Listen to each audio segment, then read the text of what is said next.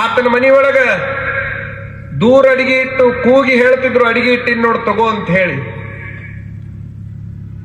ಆ ರೀತಿ ಇರ್ತಕ್ಕಂತಹ ಸಿದ್ದಪ್ಪ ಇದ 40 ಸುದ್ದಿ.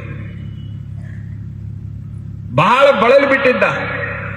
ಏನಿದು ಜೀವನ? ಈ ರೋಗ ಬಂದಿರೋದ್ರಿಂದ ಹೆಂಡತಿಗೆ ಬೇಡಾದೆ, ಮಕ್ಕಳಿಗೆ ಬೇಡಾದೆ, ಊರಿಗೆ ಬೇಡಾದೆ, ಊರ್ ಹೊರಗೆ ಉಳ್ಕೊಂಡ್ಬಿಟ್ನೆಲ್ಲ ಅಂತೇಳಿ ಬಹಳ ನೊಂದುಕೊಂಡಿರ್ತಕ್ಕಂತಹ ಆ ಸಿದ್ದಪ್ಪ ಜೀವನ್ ಮರಣಗಳ ಮಧ್ಯದಲ್ಲಿ ಬದುಕ್ತಿರ್ಬೇಕಾದ್ರೆ ವೀರೇಶ್ವರ ಶರಣರು ಇನ್ನೂ 40 ವಾರ್ಡ್ದಾಗ ಇದ್ರು. ಅವ್ರಂತಾರ ಆ ಸಿದ್ದಪ್ಪನ್ ಮಾತಾಡಿಸ್ಬೇಕಾದ್ರೆ ಊರ ಗೌಡರ ಒಪ್ಪಿಗೆಯನ್ನ ಪಡಿಬೇಕು ಅಂತ ಹೇಳಿ ತಿಳ್ಕೊಂಡು ಊರ ಗೌಡರ ಒಪ್ಪಿಗೆಯನ್ನ ಪಡಿತಾರೆ. ಏನಂತ ಪಡಿತಾರಂತಂದ್ರ, ಒಂದು ದಿವಸ ಆ ಸಿದ್ದಪ್ಪನ ನಾನು ಕರೆದು ಊಟ ಮಾಡಿಸಿ ಕಳಿಸ್ತೀನಿ, ಒಪ್ಪಿಗೆ ಕೊಡ್ಬೇಕು ಗೌಡರು. ಎಲ್ಲರೂ ಆ ರೋಗಿ ಹತ್ರ ಹೋಗಬಾರ್ದು ಅನ್ನುವಾಗ ನೀವು ಮನೆಗೆ ಕರೆಸಿ ಊಟ ಮಾಡಿಸ್ತೀನಿ ಅಂದ್ರೆ ನಾನ್ಯಾಕೆ ಬ್ಯಾಡ್ಲಪ್ಪ, ನಿಮ್ ಇಚ್ಛಾ ಅದು ಅಂತ ಹೇಳಿ ಗೌಡರು ಒಪ್ಪಿಗೆ ಕೊಟ್ರು. ಆ ಸಿದ್ದಪ್ಪನ ಕರ್ಕೊಂಡು ಬಂದು ಪ್ರೇಮದಿಂದ ಶರಣರೇ ಸ್ವತಃ ಕೈಯಾರೆ ಆತನ ತಾಟಿನೊಳಗೆ ನೀಡಿದಾಗ ಉಂಡಿರುವಂತಹ ಸಿದ್ದಪ್ಪ 15 ದಿವಸದೊಳಗೆ ಪೂರ್ತಿ ಆರಾಮಾಗಿ ಹೋಗ್ಬಿಟ್ಟು ಅವನು ರೋಗನ ಇಲ್ದಂಗಾಗಿ ಹೋಗ್ಬಿಟ್ಟು ಕೈಯಾರೆ ಉಣಿಸಿದ್ರು, ಮೈ ಮೇಲೆ ಕೈಯಾಡಿಸಿದ್ರು, ತಲೆ ಮೇಲೆ ಕೈಯಾಡಿಸಿದ್ರು. ಆ ಪ್ರೇಮ ಪಾಶದೊಳಗ ಅವನು ರೋಗ ದಿಕ್ಕೆಟ್ಟು ಓಡಿ ಹೋಯ್ತು. ನಾನ್ ತಮಗೆ ಹೇಳೋದು ಇಷ್ಟೇ, ನಿಮ್ಮ ಮನೆಯೊಳಗೆ ಯಾರಿಗಾದ್ರೂ ರೋಗ ಬಂದಿತ್ತು ಅಂತಂದ್ರೆ ಮೊದಲನೇದಾಗಿ ಔಷಧವನ್ನ ಕೊಡಬೇಡ್ರಿ, ಅವರಿಗೆ ನಿಜವಾದ ಪ್ರೀತಿಯನ್ನ ಕೊಡ್ರಿ. ಮೊದಲನೇದದು ಆರಾಮಾಗಿ ಹೋಗ್ಬಿಡ್ತದೆ. ಪ್ರೀತಿಯನ್ನ ಕೊಡ್ಬೇಕು. ರೋಗ ಬಂದವರಿಗೆ, ಜಡ್ಡ ಬಂದವರಿಗೆ ಔಷಧ ಕೊಡಬಾರ್ದು. ಯಾರಿಗೋ ಒಂದು ತಲೆನೋವು ಬಂದೈತೆ ಅಂತ ಇಟ್ಕೋರಿ, ಹಂಗ ತಲೆನೋವು, ಆ ತಲೆನೋವು ಬಂದೈತಿ ಅಂತಂದ್ರ ಅದಕ್ಕೆ ರೋಗ ಅನ್ಕೋಬಾರದು. ಊಟ ಮಾಡಿರ್ಲಿಕ್ಕಿಲ್ಲ, ಹಸಿವಿನಿಂದ ತಲೆನೋವು ಬಂದಿರಬಹುದು. ಯಾರೋ ನಿನ್ನನ್ನು ಸಿಟ್ಟಿಗೆ ಎಬ್ಬಿಸಿರಬಹುದು, ಆ ಸಿಟ್ಟಿನಿಂದ ತಲೆನೋವು ಬಂದಿರಬಹುದು. ಯಾರೋ ಬೇಯ್ದಿರಬಹುದು, ಆ ಬೇಗಳದಿಂದ ತಲೆನೋವು ಬಂದಿರಬಹುದು. ನಿನಗೆ ಬೇದಿ ಆಗಿರ್ಲಿಕ್ಕಿಲ್ಲ, ಬೇದಿ ಆಗಲಾರ್ದಕ್ಕೆ ತಲೆನೋವು ಬಂದಿರಬಹುದು. ಒಂದು ತರಕ್ಕೆ ಬರ್ತದೆ ಏನ್ ತಲೆನೋವು? 100 ತಲಕ್ಕೆ ತಲೆನೋವು ಬರ್ತದೆ. ತಲೆನೋವು ಬಂದೈತೆ ಅಂದಾಕ್ಷಣ ಗುಳಿಗೆ ಕೊಟ್ರೆ ತಲೆನೋವು ಅಲ್ಲೇ ಇರ್ತೈತಿ. ಗುಳಿಗೆ ಹಿಚಿಗೆ ಹಿಡಿತದ, ಅದನ್ನ ತಲೆನೋವನ್ನ ಹೊರಗೆ ಹಾಕೋದಿಲ್ಲ. ಆ ತಲೆನೋವನ್ನು ಹೊರಗೆ ಹಾಕೋ ಕೆಲಸ ಮಾಡ್ಬೇಕಾ ಹೊರತಾಗಿ ಒಳಗೆ ಹೆಚ್ಚಿಗೆ ಹಿಡಿಯುವಂತ ಕೆಲಸ ಮಾಡಬಾರ್ದು, ಹಿಡಿದಿಡುವಂತ ಕೆಲಸ ಮಾಡುವಂಗಿಲ್ಲ. ಈ ಹೆಣ್ಮಕ್ಳಿಗೆ ಜರ್ ತಲೆನೋವು ಬಂತು ಅಂದ್ರ ಅಥವಾ ಯಾವ್ದಾರ ಜಡ್ ಬಂತು ಅಂದ್ರ ಒಮ್ಮಿಗೆ ದವಾಖಾನೆ ಕರ್ಕೊಂಡು ಹೋಗ್ಬೇಡ್ರಿ. ನೀವು ಮದುವೆ ಆದ ಗಂಡ್ಮಕ್ಳು ಏನದಿರಲ್ಲ, ಒಂದು ಸ್ವಲ್ಪ ಆಕಿನ ಎಲ್ಲರ ಕರ್ಕೊಂಡು, ಯಾರು ಇಲ್ಲದ ಜಗದಾಗ ಕರ್ಕೊಂಡು ಹೋಗಿ ಯಾಕೆ ಹಿಂಗ್ಯಾಕಾಗಿದ್ದಿ, ನೀ ಹಿಂಗಿದ್ದಿಲ್ಲಲ್ಲ, ಸುಮ್ಮನೆ 2 ಮಾತು ಮಾತಾಡಿ ಬರ್ರಿ, ಅಲ್ಲೇ ಹೋಗ ಜಡ್.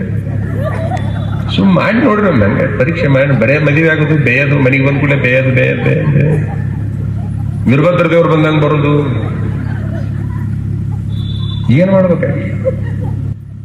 ಹೆಂಡತಿ ಜಡ್ ದೂರ ಆಗ್ಬೇಕಾಗಿತ್ತಂದ್ರೆ ಗಂಡನ ಬಾಯಾಗ ಪ್ರೇಮದ ಮಾತುಗಳು ಬರಬೇಕು. ಗುಳಿಗೆ ಬರಬಾರದು, ಪ್ರೇಮದ ಮಾತು ಬರಬೇಕು. ನರ್ಸು ಆರೈಕೆಯನ್ನ ಮಾಡಬಾರ್ದು, ಗುಳಿಗೆ ಕೊಡಬಾರ್ದು, ತೊಳಿಬಾರ್ದು, ಕುಂದ್ರಿಸಬಾರ್ದು, ಎಲ್ಲ ಮಾಡಬಾರ್ದು. ಆದ್ರೆ ತಾಯಿ ಹಂಗ ಪ್ರೀತಿ ತೋರಿಸ್ಲಿಕ್ಕೆ ಆಗೋದಿಲ್ಲ. ಹಡದ ತಾಯಿ ಇದ್ದಾಳಲ್ಲ, ಆಕೆ ಬೇರೆ, ಆಸ್ಪತ್ರೆ ಒಳಗಿರ್ತಕ್ಕಂತಹ ನರ್ಸ ಬೇರೆ. ಯಾವ್ದಾದ್ರು ಮಕ್ಕಳು ಬಹಳ ದೊಡ್ಡ ಕಾಯಿಲೆಗೆ ಬಿದ್ದಾಗ ತಾಯಿ ನಿನಗೇನಾಗಲ್ಲಪ್ಪ ಅಂತ ಒಂದು ಮಾತು ಹೇಳಿದ್ರೆ ಸಾಕು, ಆರಾಮಾಗಿಬಿಡ್ತೈತಿ. ಗುಳಿಗೆಯಿಂದ ರೋಗ ಹೋಗುತ್ತಂತ ಬಹಳ ಜನ ತಿಳ್ಕೊಂಡಿದ್ರ ತಪ್ಪು. ಇಬ್ರು ಕೂಡಿ ಹೋದ್ರಂತ ಎಲ್ಲಿಗೆ? ಸಿನಿಮಾಕ್ಕೆ. ಇಬ್ರು ಅಂದ್ರೆ ಗೊತ್ತಲ್ಲ ನಿಮ್ಗೆ. ಮದುವೆ ಆದ್ಮೇಲೆ ಬಹಳ ದಿವಸ ಆಗಿತ್ತು, ಹೋಗಿದ್ದಿಲ್ಲ, ಹೋದ್ರು. ಅಲ್ಲೇ ಟಿಕೆಟ್ ತಗೊಂಡ ಒಳಗೆ ಹೋಗ್ಬೇಕಲ್ಲ, ಟಿಕೆಟ್ ತಗೊಂಡು ಹೋದ್ರು. 15 ನಿಮಿಷನಾಗ ಆಕಿಗೆ ಬ್ಯಾಸರ ಸಿನಿಮಾ. ಸರಿ ಇಲ್ರಿ ಇದು, ನನಗೆ ಸಾಕಾಗಿರ್ತೈತಿ, ಎದ್ದು ಹೋಗೋಣ ನಡ್ರಿ ಅದು. ಅವ ಜೀವನದೊಳಗೆ 1 ರೂಪಾಯಿನೂ ಸುಮ್ಮನೆ ಹಾಳು ಮಾಡ್ಕೊಳ್ಳೋ ಗಿರಾಕಲ್ಲ. ರೊಕ್ಕ ಕೊಟ್ಟು ಒಳಗೆ ಬಂದೀವಿ, ಇದೇನು ಪ್ರವಚನ ಪುರಾಣ ಮಾಡಿ ಏನು? ಯಾವಾಗಾರ ಬಂದು ಯಾವಾಗಾರ ಎದ್ದು ಹೋಗಕ್ಕೆ. ರೊಕ್ಕ ಕೊಟ್ಟು ಬಂದೀವಿ, ಮುಟ್ಟಿಸ್ಕೊಂಡು ಹೋಗೋಣ ಅಂದ. ಅವನ ಮಾತಿಗೆ ಬೇಸರಾಗಿ ಕುಂತ್ಕೊಂಡ್ವಿ. ಮತ್ತೊಂದ್ 2 ನಿಮಿಷ ನನಗೆ ಆಗೋದಿಲ್ಲ ಬಿಡ್ರಿ, ನೀವೇನಾರು ಯಾಕೆ ಮಾಡ್ಕೋರಿ, ನಾ ಎದ್ದು ಹೋಗಿ ನೋಡ್ರಿ. ಅಲ್ಲ ಆಗೈತರಿ ಏನ್ ನಿನಗ?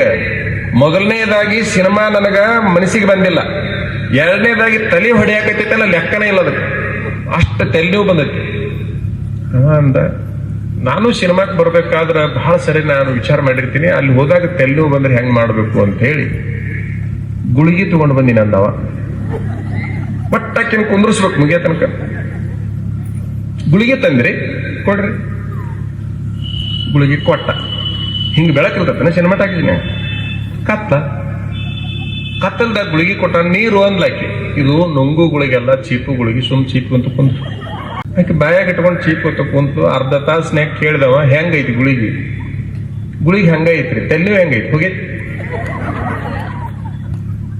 ಗುಳಿಗಿನ ಕರಗಿಲ್ರಿ, ಅದು ಏಟಿದ್ದ ಆಟ ಐತಿ, ಅದು ಕರಗು ಗುಳಿಗೆಲ್ಲ ಸುಮ್ಮನೆ ಚೀಪ್ ಕುತ್ಕೊಂಡ್ರು. ಸಿನಿಮಾ ಮುಗೀತು, ನಿನ್ ತೆಲ್ಲಿ ಹೋಗೈತಿಲ್ಲ ಚೀಪ್. ಮುಗಿದ ಮೇಲೆ ಹೊರಗೆ ಬರ್ತಾಳ, ಗುಳಿಗೆ ಹಂಗ ಐತ್ರಿ, ಅದನ್ನು ತೆಗೆದು ನೋಡ್ತಾಳಾಕಿ, ಅದು ಗುಳಿಗೆ ಅಲ್ರಿ ಅವನ ಅಂಗಿ ಗುಂಡಿ. ಅದು ಹೊರದಿದ್ದಕ್ಕೆ ಎಲ್ಲರೂ ಬಿದ್ದಿದ್ದಿತ್ತಂತ ಅವ ಅದನ್ನ ಕಿಶೆದಾಗ ಇಟ್ಕೊಂಡು ಕುಂತಿದ್ದ. ಆಕಿ ಕಿರಿಕಿರಿ ಸಾಕಾಗಿ ಅದನ್ನ ಕೊಟ್ಟಿದ್ದ.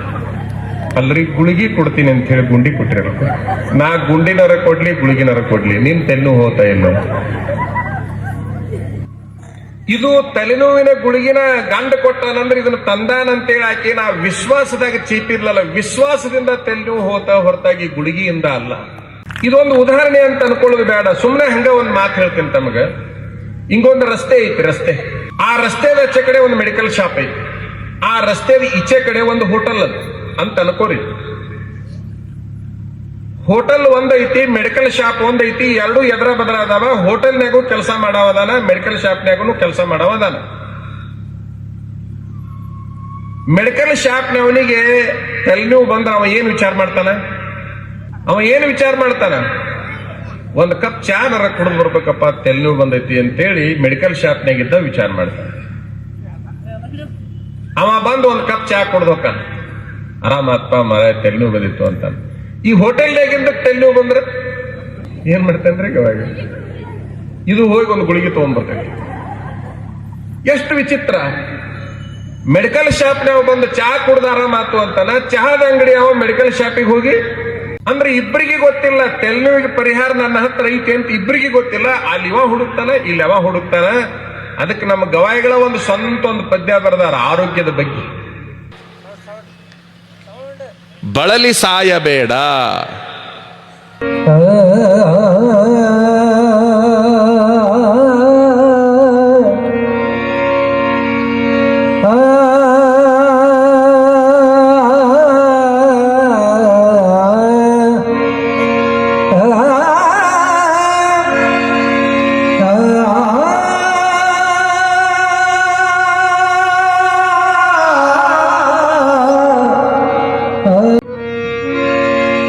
ಬಳಲಿ ಸಾಯಬೇಡ ಭ್ರಮೆಯ ರೋಗದ ಮಧ್ಯ, ಹೇಳಬ್ಯಾಡ ನೀ ಕಲಿತ ವಿನೂತನ ವಿದ್ಯಾ.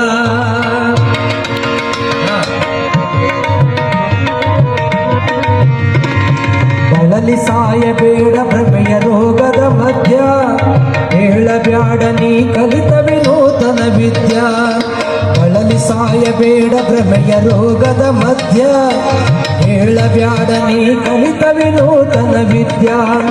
ಭವರೋಗ ನಿವಾರಕ ಗುರುರಾಯನ ವೈದ್ಯ, ಭವರೋಗ ನಿವಾರಕ ಗುರುರಾಯನ ವೈದ್ಯ. ಆಧ್ಯಾತ್ಮಿಕ ಔಷಧಗಳಿಂದ ನೀಗಲು ಸಾಧ್ಯ, ಆಧ್ಯಾತ್ಮಿಕ ಔಷಧಗಳಿಂದ ನೀಗಲು ಸಾಧ್ಯ. ಬಳಲಿ ಸಾಯಬೇಡ ಭ್ರಮೆಯ ರೋಗದ ಮಧ್ಯ, ಹೇಳಬ್ಯಾಡ ನೀ ಕಲಿತ ವಿನೂತನ ವಿದ್ಯಾ.